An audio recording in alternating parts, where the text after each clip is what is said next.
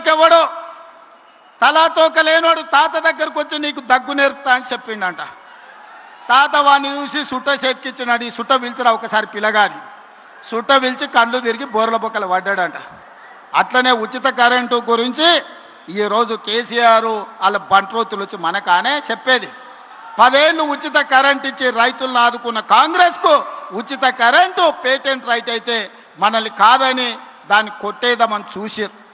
ఇవాళ అందుకే ఉచిత కరెంటుతో పాటు రైతులు పండించిన పంట 500 బోనస్ కింద 3,500 కోట్లు, రైతు బీమా కింద 1,000 కోట్ల రూపాయలు, ఇలా చెప్పుకుంటూ వెళ్తే రైతులను ప్రతి సందర్భంలో కష్టం వచ్చినా నష్టం వచ్చినా రైతు బాగుంటేనే ఎత్తేడ్చిన వ్యవసాయం రైతేడ్చిన రాజ్యము బాగుండేదని పెద్దలు ఎట్లయితే చెప్పినరో రైతు కళ్ళల్లో ఆనందం చూడాలి. ఆ రైతుల ఆనందమే మా ఆశీర్వాదము. ఈ రైతు ఆశీర్వాద సభ అని ఈనాడు సభను ఏర్పాటు చేసుకున్నాం.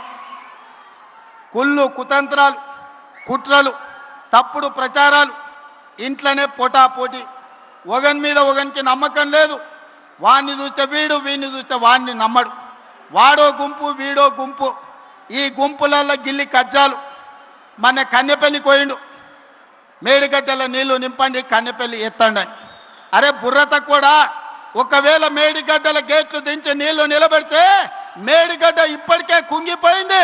రేపు తెగిపోతే భద్రాచలం రాముడే ఉండర్రా, 44 ఊర్లు ఖమ్మం జిల్లాలో కొట్టుకోపోతే దుర్మార్గుడా.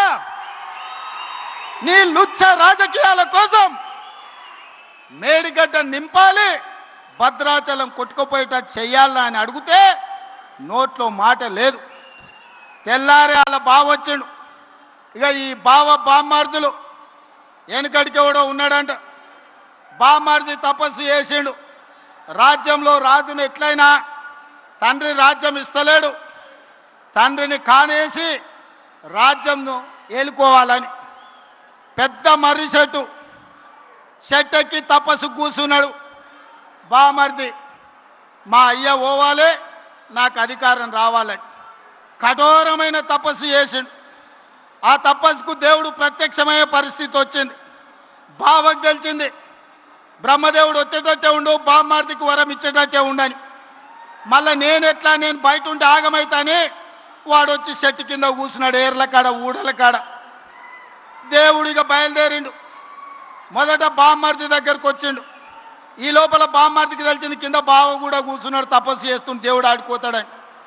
వీడికి అసలే మిడిమిడి జ్ఞానం, తెలివి తక్కువడు. కిందల పడేది తెలియదు, కీసల పడేది తెలియదు. అందుకే దేవుడు రాగానే ఆలోచన చేసిండు, ఏమడిగినా మా బావగాడు తెలివి కల్లోడు ఎక్కువ అడుగుతాడేమని.